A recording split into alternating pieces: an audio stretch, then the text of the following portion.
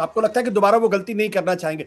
But अगर पवार को शरद पवार अगर अपने उत्तराधिकारी की तलाश कर रहे हैं, तो क्या अजीत पवार नेचुरल सक्सेसर हैं, या भारत की राजनीति में जैसा बार बार होता आया है कि बाप जो कमान अपने बेटे को ही देता, भतीजे को नहीं देता। बाला साहब ठाकरे ने राज ठाकरे को नहीं दिया, जिनके बारे में पूरी दुनिया कहती थी कि वो तो राज ठाकरे, बाला साहब ठाकरे की तरीके से एग्रेसिव है, अच्छा बोलते हैं, उनकी कार्यकर्ताओं के ऊपर पकड़ है। और उद्धव ठाकरे जो बैकग्राउंड में रहते थे, उनको उन्होंने अपनी अपनी कमान दे दी।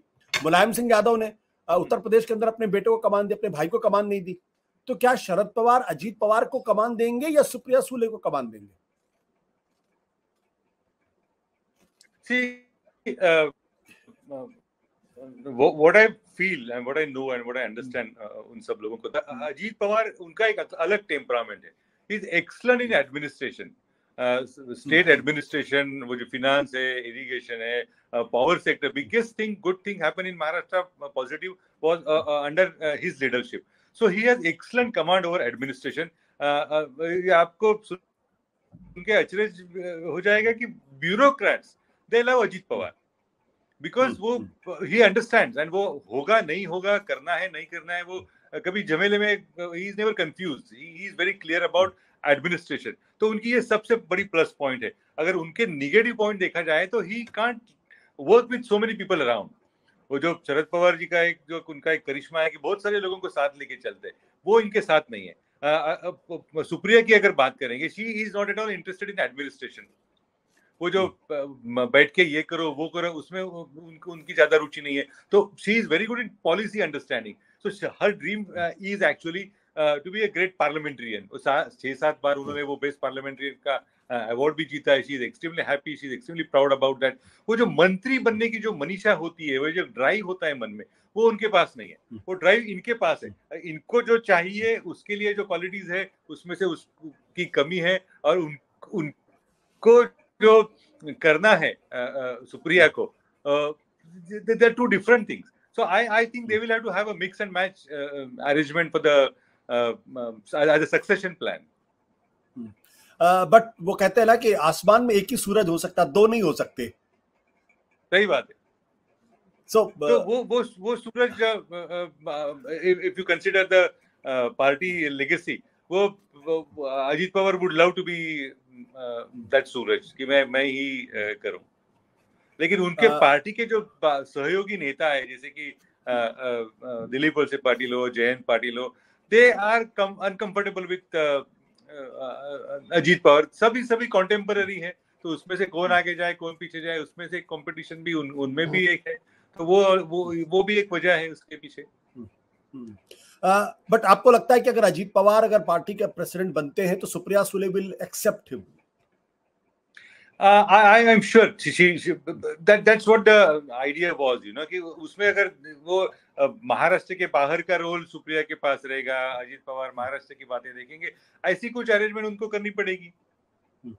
क्या पवार बनाना चाहेंगे अजीत पवार को?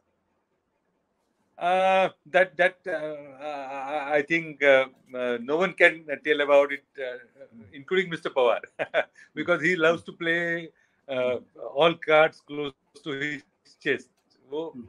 I think it's very difficult. But Ajit Pawar क्या बीजेपी के ज्यादा करीब अपने को पाते हैं या कांग्रेस से करीब या उद्धव ठाकरे? मतलब क्योंकि अगर मान लीजिए शरद पवार कल नहीं है और अजीत पवार के हाथ में अगर पार्टी आती है, तो क्या वो इस महाविकास आघाड़ी गठबंधन में बने रहेंगे या फिर कंफर्टेबली बीजेपी के साथ चले जाएंगे? क्योंकि वहां जाने से उनको फायदा अगर नरेंद्र मोदी रहते हैं या सरकार उनकी रहती है तो. नहीं, Ajit Pawar is very close to himself. The best thing is to tell तो at times his attitude is my way or highway.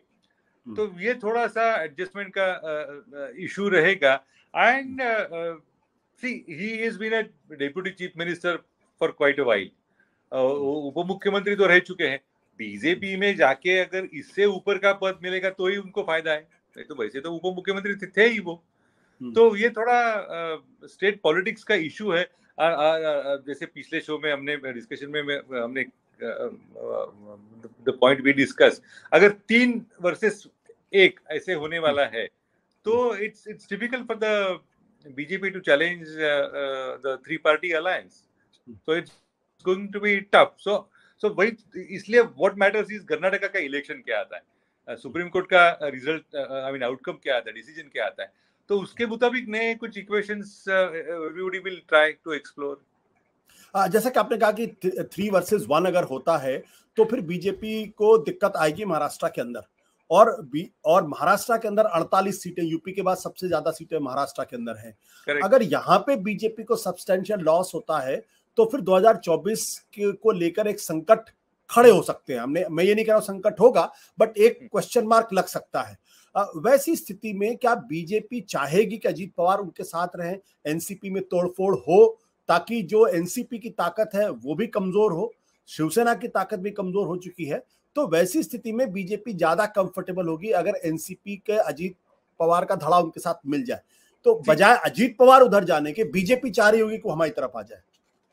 You see, looking at BJP's strategy when it comes to parliament, come what may, एक seat के लिए वो, I mean the way they fight, it's quite commendable actually.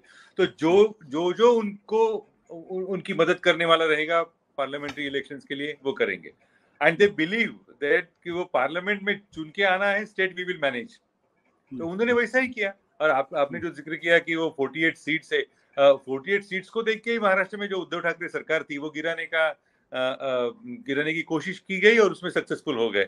तो यही बात है, parliament के लिए अगर अजीत पवार हो, राज ठाकरे हो, जो भी कुछ जरूरत लगेगी वो BJP will try to have it on its side. तो इसका मतलब ये कि शरद पवार के इस्तीफा वापस लेने के बाद भी संकट बना रहेगा, एनसीपी 100% बना रहेगा, 100%। So now the challenge is he has to keep on creating a atmosphere where NCP जीत के आने वाली है। एनसीपी का रास्ता स्टेट इलेक्शन में विजय का रास्ता होगा, वो सक्सेस का रास्ता होगा। जब तक ऐसा माहौल रहेगा तब तक एनसीपी टूटेगी नहीं। The moment they realise that we may not come back to power, all hell will break loose. Satya Hindi का ऐप डाउनलोड करें गूगल प्ले स्टोर पर।